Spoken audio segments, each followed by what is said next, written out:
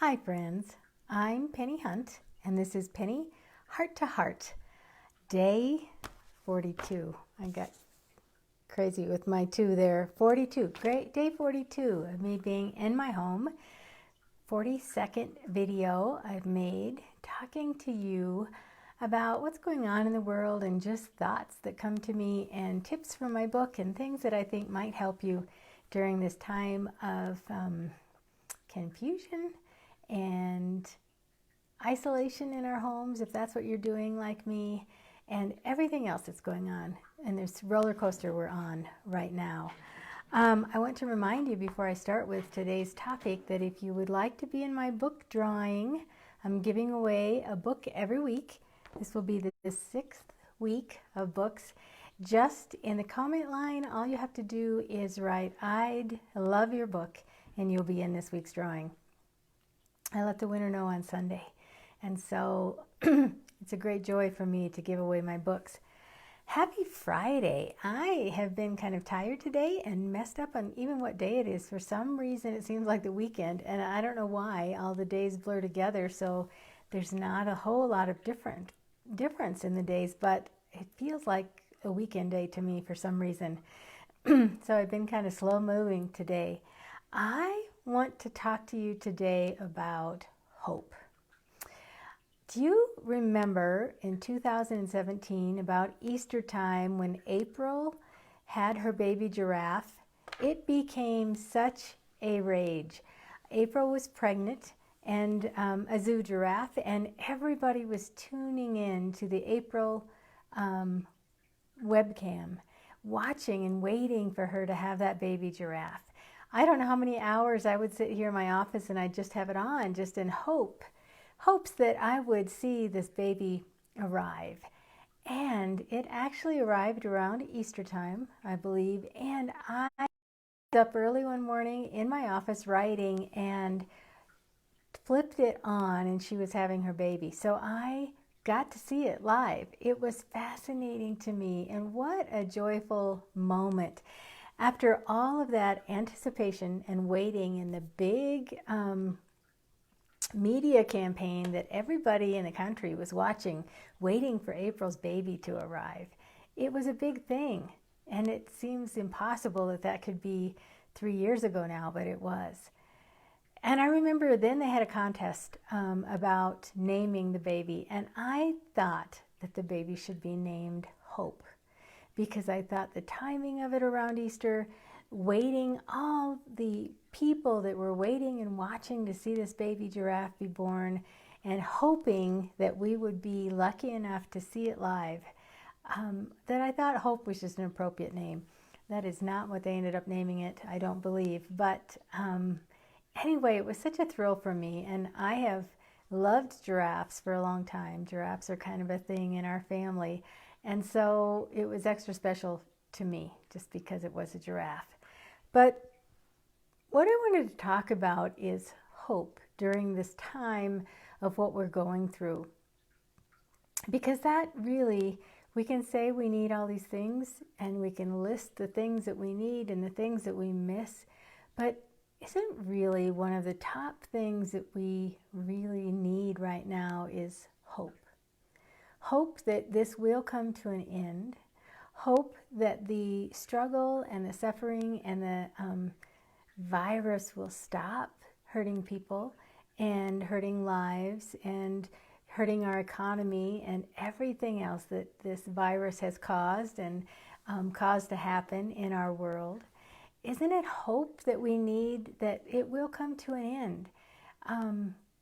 We need hope that there will be better things to come, that there will be a rainbow again at the end of this.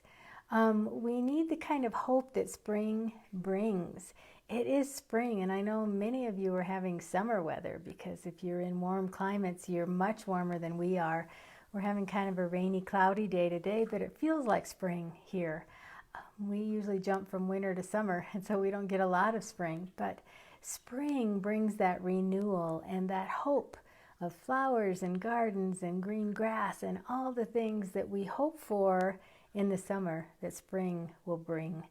It's like April showers bring May flowers. It's hope. It's all about hope, what we can see in the future. I think we need hope that this world will once again be a place of forgiveness and kindness and love. And I talked a couple days ago about the anger that I see. And I think that is just a buildup of uncertainty and fear and tension that this has caused. And so we need to be hopeful that there will come a time when that anger dissipates and we come back to a unified place of kindness and love and joy. We need to also, importantly, instill hope in our children. I talk about kids almost every day on these videos and how you can incorporate these tips and techniques and use them with your kids. But I think right now, our kids more than ever need to see hope in our faces. They need to feel like we are hopeful, and so that they can be hopeful too, that there is hope for them, that school will be back to normal, that they will be able to run and play with their friends, that they will see their teachers again, and ride their bikes and do all the things that kids need to do. They need to see that hope in us and in our faces so that they can feel it in their spirit and in their hearts. And we need to know that there is hope that we can begin again. That so many times we worry about things and worry about things. And right now, if you're sitting here listening to this or you're alive today, there hasn't been anything that you have worried about in your life that you haven't lived through. Think about that one. If you're alive today, all of that worry that you've had in your life and things that you've worried about, you have lived through. So you are the walking example of hope because you have lived through that. There was hope at the end of that, whatever that struggle was for you. And so we need to know that there is hope for a new life. There is hope for joy ahead. And there is hope that we will begin again when this is over. Whether it's jobs that need to start up, whether you need to change something in your life, whatever it is. And I think we've had a lot of thinking time to think about things that we want to change or might change or will change because of this. And so the hope of knowing that we can begin again, we can start over, and there is going to be hope. There is going to be those May flowers. There is going to be life after this.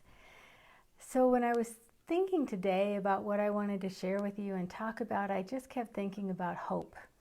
And it brought me back to when that giraffe named April was waiting to have her baby, and we were all waiting with her and hoping that we were going to get to see that baby come into this world. It was a unified group hope. We were all hoping for that. And what a glorious day it was when she was born, and how it was spring, and there was a new life, which is what will happen to us too. New life will be brought into our world and our country and our community and our homes. And when this is over, it will be maybe different. We don't know how different. We don't know what that will look like. But we need to hold hope that there will be an end to this. So I just wanted to talk about hope today just for a little bit and refresh your memory about April the giraffe. As always, if I talk about one of my writings, I link it to the text above so you can go back and read that. I wrote it 3 years ago about April the giraffe and how I thought she should name her baby Hope.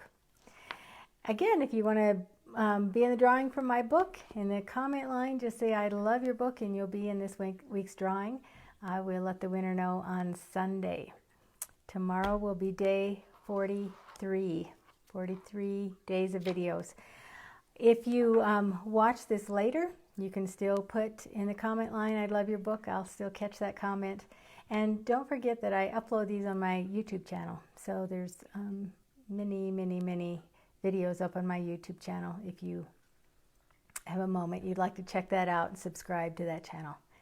I thank you for joining me. I hope for you a great afternoon, and I will be back here tomorrow. I'm Pennie Hunt. This has been Pennie Heart to Heart. Thanks for watching.